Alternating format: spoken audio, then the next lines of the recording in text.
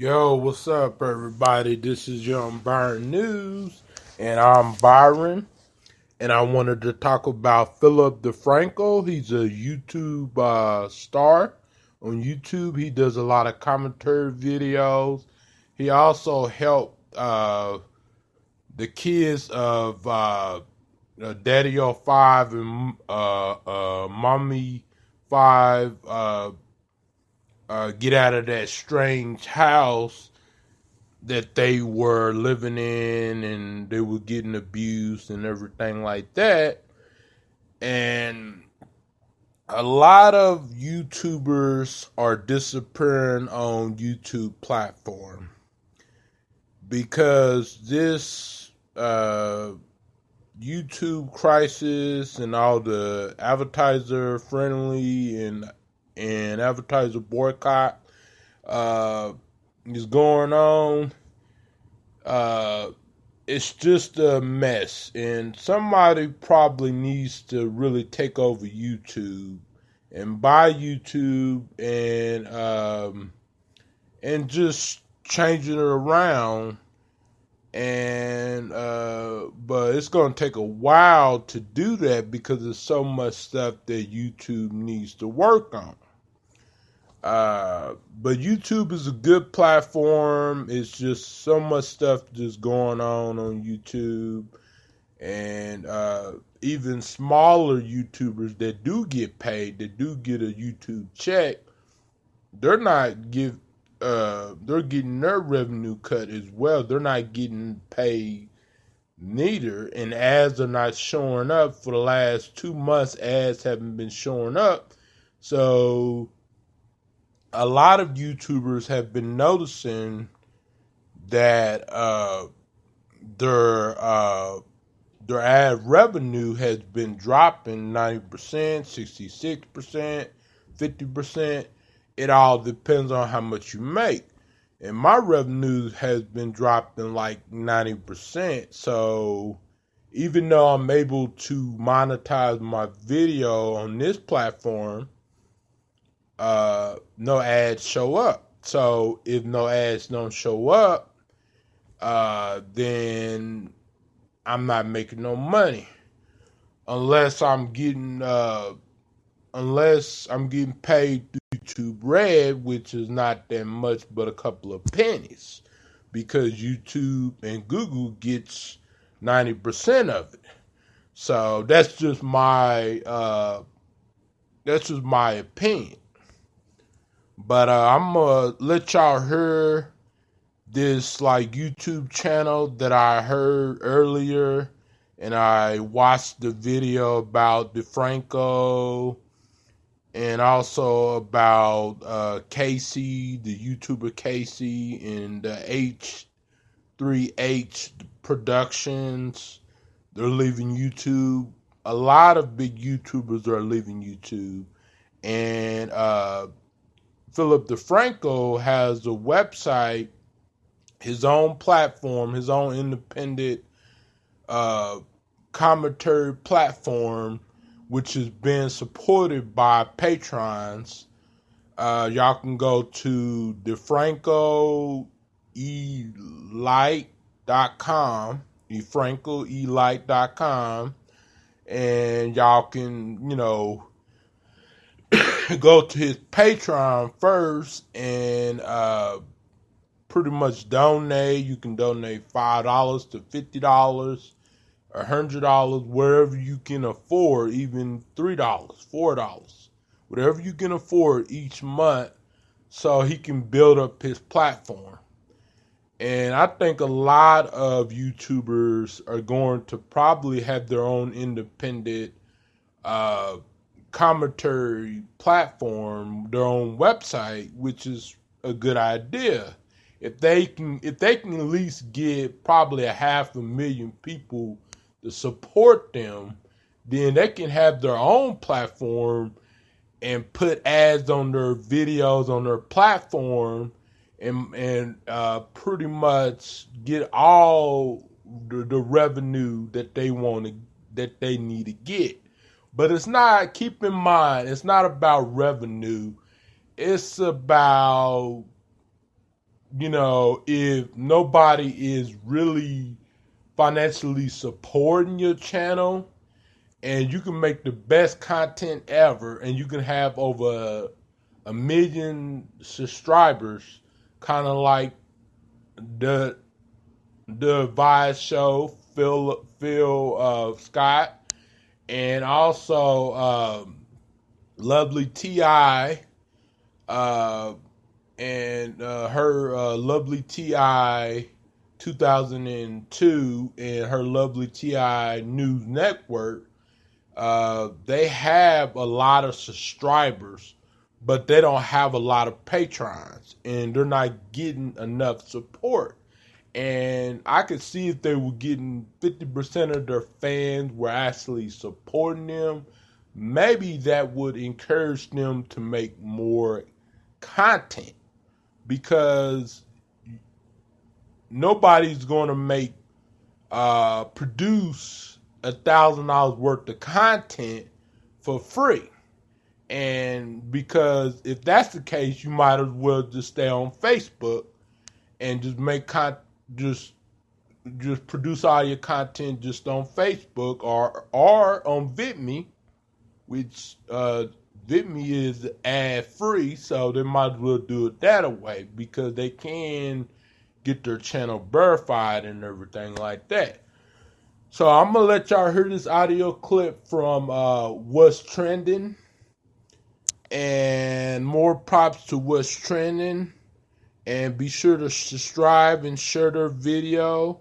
Get this, they have like over 300,000 subscribers on their channel, so they have way more than I do, because I only have close to 2,000 subscribers on my Up in the House Records TV. One word, Up in the House Records, and then you space it, and then it's TV.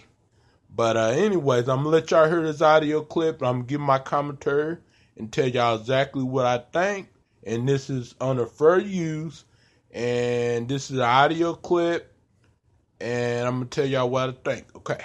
There needs to be a rational place where we can come together and talk about the world, and a place where we trust what's actually being fed to us. One of YouTube's most well-known personalities, Philip Defranco, is launching his own independent media channel, Defranco Elite, funded through Patreon with support from his fans. And it's not just him. There have been so many changes on YouTube lately. You've probably seen the videos. Here at What's Trending, we haven't spoken out about it, but now we think it's time. This whole decision to go to a crowdfunded support system comes after months of change around YouTube's monetization policies. And Defranco's not the first. News network The Young Turks sustains from their subscription service and donations from viewers. And other YouTubers are flocking to platforms like Patreon to stay alive. But this didn't happen overnight. Let's take a look back at the history to give you some context. In 2016, many YouTubers, including Defranco, publicly criticized YouTube for demonizing creator content for not being, quote, advertiser friendly. The controversy began. Yes, hello. About that advertiser-friendly thing, even though I don't have a lot of following, like Philip Defranco and Casey and H3H Productions and PewDiePie and all those other big YouTubers that's up there on the top, I still get, every time I upload a video, I still get the demonetization email saying that I can't demonetize this video. This video has not been approved for demonetize this video. It's either it's a copyright claim automatically. Sometimes they don't send a copyright claim right away. Sometimes it takes 2 days. I even got a copyright claim on a video I made a year ago, and also a video I made 6 months ago. Come on, YouTube. You know, I love y'all, but come on. I would say 90%, probably like 95, 98% of my videos are advertiser friendly, because I don't curse in my videos. I don't bring up political flex. I talk about politics, but I just give my simple opinion about it. I don't go deep into the news. I don't threaten nobody on YouTube. I don't lie. I don't spam nobody. I don't do none of that violates the YouTube ad policy or anything like that. I've been on YouTube ever since 2008, but my Up in the House Records TV channel has been on it ever since 2011. But keep in mind, back in 2008 till like 2011, I was doing music, and I made a song. It's called "Keep On Moving" by my artist name, Young Byron. Just look up that song. Just look up Young Byron and Keep On Moving, and then look up Young Byron, Drinks on Me, or you can find my classic song. And I had a different name at the time. I had Lil Byron, Lil, Lil Byron, and it's called Lil Byron and Up in the House Records. And y'all can look up my very first song that I made, and I produced it to CD Baby, and CD Baby distributed it to iTunes, Amazon, Rhapsody, YouTube, all those big platforms out there. But I don't really have too much time on this broadcast, because I am on the basic plan, so I'm gonna try to get the pro plan next Friday, and so I'm gonna let y'all hear some of this, and I'm gonna wrap it up as much as I can. Okay. And when YouTube started emailing creators when videos were demonetized. YouTube's policy has always been to pull ads and advertising revenue from videos flagged as containing inappropriate or non-original material. But now content was flagged for vulgar or sexually explicit language. Also, many YouTube creators found out that lots of their content had been demonetized without... Oh yeah, my videos, the only cuss words I pretty much have is maybe the H word or the D word, but I don't use like vocal language. I don't use profanity. 90% of my videos don't have profanity. So, and I always tell y'all what's going on in the video. I always leave it down in the description box. I don't use no clickbaiting titles. I don't use clickbaiting thumbnails or clickbaiting tags or clickbaiting in the description box. I don't do none of that. I always try to stay within the YouTube guidelines and the social media guidelines, and the guidelines of me being a father of a 2-year-old, and because I wouldn't want my kids to watch my videos 10 years later and be like, Dad, you made this? Because I want to be a positive role model and be a good father. But I'm not perfect. I make mistakes. So, most of my videos are advertiser friendly, and some of them are under review, just like that one video, what I bought at the Dollar General store. I don't know why they said it was it wasn't advertiser friendly. I don't know. I guess I put something in there that might be controversial. I don't know, but I'm gonna let y'all hear the rest of this.